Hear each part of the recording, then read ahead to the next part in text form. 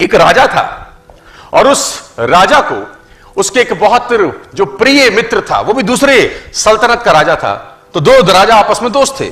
तो दूसरे राजा ने पहले अपने मित्र को तोहफे में कुछ दिया और वो तोहफा उसकी जिंदगी का सबसे महत्वपूर्ण तोहफा था, सबसे प्यारा तोहफा था।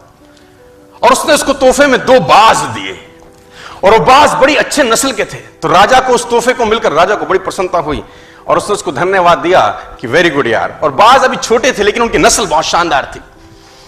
अच्छी नस्ल के बाज देकर राजा प्रसन्नचित हुआ और उसने अपने महल में जो ट्रेनर था, जो पशु पक्षियों को ट्रेन करता था, वो बाज उसके हैंडओवर किए कि इसको तू ट्रेन कर। मैं चाहता हूं ये बड़ी अच्छी नस्ल के बाज हैं, तेरे हाथ में आए हैं, तो उनको उड़ना सिखा, कलाबाजियां सिखा, पैंतरे सिखा, युद्ध नीति सिखा, सब कुछ सिखा और फिर मेरे पास आई।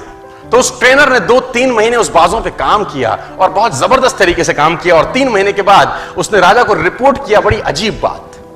उसने राजा को कहा, राजा साहब, हालांकि आपने जो बाज दिए थे वो हैं तो बड़ी अच्छी नस्ल के, लेकिन एक प्रॉब्लम मुझको आ रहा है और मैं चाहता हूं आप उसको समाधान करिए। तो राजा ने बोला, प्रॉब्लम क्या है? उन्होंने बोला, एक बाज तो शानदार उड़ता है, मस्त उड़ता है, कलाबाजी भी करता है, जैसा सिखाता हूं वैसा सीखता है, एक साला उड़ता ही नहीं है, हालांकि दोनों अच्छी नस्ल के हैं।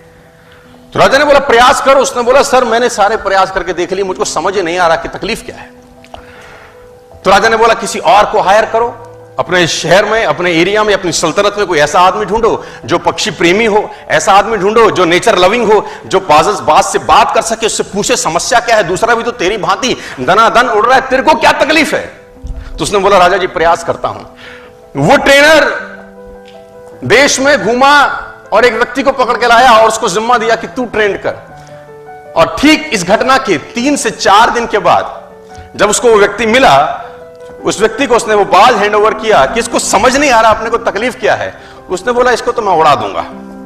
सिंपल सा ग्रामीण सा आदमी, किसान सा आदमी। अगले ही दिन राजा उन बाजों को देखने आया तो दोनों के दोनों मस्त उड़ रहे थे।